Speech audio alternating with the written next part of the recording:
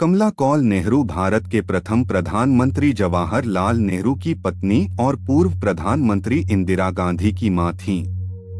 स्वाधीनता आंदोलन के दौरान उन्होंने नेहरू जी का साथ बखूबी निभाया और कई मौकों पर आंदोलन में भाग भी लिया। कमला नेहरू को सौम्यता और विनम्रता की प्रतिमूर्ति के रूप में याद किया जाता है।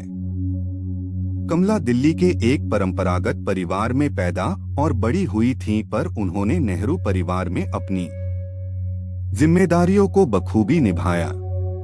कमला नेहरू का जन्म 1 अगस्त 1899 को दिल्ली के एक व्यापारी पंडित जवाहरलाल मल और राजपति कौल के घर हुआ, जो एक परंपरागत कश्मीरी ब्राह्मण परिवार था।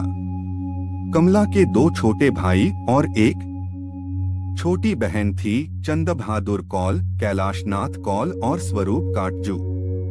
एक परंपरावादी हिंदू ब्राह्मण परिवार पली भी होने के कारण हिंदू संस्कार कमला के चरित्र का एक प्रमुख हिस्सा थे।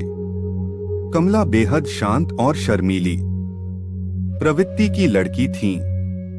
उनकी शिक्षा मूलतः घर पर ही हुई। शादी से पहले उन्हें अंग्रेजी भाषा का बिल्कुल भी ज्ञान नहीं था।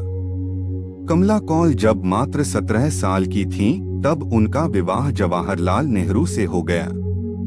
दिल्ली के परंपरावादी हिंदू ब्राह्मण परिवार से संबंध रखने वाली कमला के लिए पश्चिमी परिवेश वाले नेहरू खानदान में एकदम विपरीत माहौल मिला, जिसमें वह खुद को अलग-थलग महसूस करती रहीं। विवाह पश्चात नेहरू दंपत्ति की पहली संतान इंदिरा ने 17 नवंबर 1917 को जन्म लिया। कमला ने नवंबर 1924 में एक पुत्र को भी जन्म दिया, परंतु वो कुछ दिन ही जीवित रहा। विवाह पश्चात कमला नेहरू को स्वाधीनता संग्राम को समझने और नजदीकी से देखने का मौका मिला, क्योंकि उनके पति जवाहरलाल और ससुर मोतीलाल दोनों ही आंदोलन में सक्रिय थे। जब तक वो जीवित रहीं, अपने पति जवाहरलाल नेहरू का कंधे से कंधा मिलाकर साथ दिया। सन 1921 के असहयोग आंदोलन के साथ वो स्वाधीनता आंदोलन में कूदी। इस आंदोलन के दौरान उन्होंने इलाहाबाद में महिलाओं का एक समूह गठित किया और विदेशी वस्त्र तथा शराब की बिक्री करने वाली दुकानों का घेराव किया। उनके अंदर गजब का आत्मविश्वास और नेतृत्व क्षमता थी, जिसका परिचय उन्होंने आजादी की लड़ाई के दौरान कई बार दिया। एक बार जब जवाहरलाल नेहरू को सरकार विरोधी भाषण देने के आरोप में गिरफ्तार किया गया, तो कमला नेहरू ने आगे बढ़कर उस भाषण को पूरा किया। स्वाधीनता आंदोलन के दौरान अंग्रेजी सरकार ने उनकी गतिविधियों के लिए उन्हें 2 बार गिरफ्तार भी किया। जब गांधी जी ने 1930 के नमक सत्याग्रह के दौरान दांडी यात्रा की, तब कमला नेहरू ने भी इस सत्याग्रह में भाग लिया। कमला एक निडर और निष्कपट महिला थीं। वे जवाहरलाल नेहरू के राजनीतिक लक्ष्यों को समझती थीं और उसमें यथाशक्ति मदद भी करती थीं। सन 1930 में जब कांग्रेस के सभी शीर्ष नेता जेलों में बंद थे, तब उन्होंने राजनीति में जमकर रुचि दिखाई। समूचे देश की महिलाएं सड़कों पर उतर पड़ी थीं और कमला भी इनमें से एक थीं। कमला दिखने में सामान्य थीं, लेकिन कर्मठता के मामले में उनका व्यक्तित्व असाधारण था।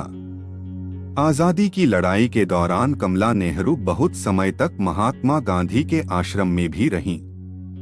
यहाँ वो गांधी जी की धर्मपत्नी कस्तूरबा गांधी के संपर्क में आईं। इसी दौरान उनकी मित्रता जयप्रकाश नारायण की पत्नी प्रभावती देवी से भी हो गई थी। जेपी उच्च शिक्षा के लिए अमेरिका चले गए थे। उस दौरान प्रभावती गांधी आश्रम में ही रहीं। कमला नेहरू टीबी से पीड़ित थीं और उस समय टीबी एक खतरनाक बीमारी मानी जाती थी। उनके इलाज और स्वास्थ्य लाभ के लिए उन्हें स्विट्जरलैंड ले जाया गया, पर उनकी स्थिति में कोई सुधार नहीं हुआ और धीरे धीरे उनका स्वास्थ्य गिरता ही गया और 28 फरवरी 1936 को स्विट्जरलैंड के लोजान शहर में कमला नेहरू ने अंतिम सांसें लीं। उनके मृत्यु के समय जवाहरलाल नेहरू के साथ साथ इंदिरा, नेहरू की माता स्वरूपरानी और डॉ अटल वहां मौजूद थे। कमला नेहरू की याद में कई संस्थानों और स्थानों का नाम उनके नाम पर रखा गया है। उनमें मुख्य हैं कमला नेहरू तकनीकी संस्थान, सुल्तानपुर, कमला नेहरू कॉलेज, दिल्ली, कमला नेहरू महिला विद्यालय आदि।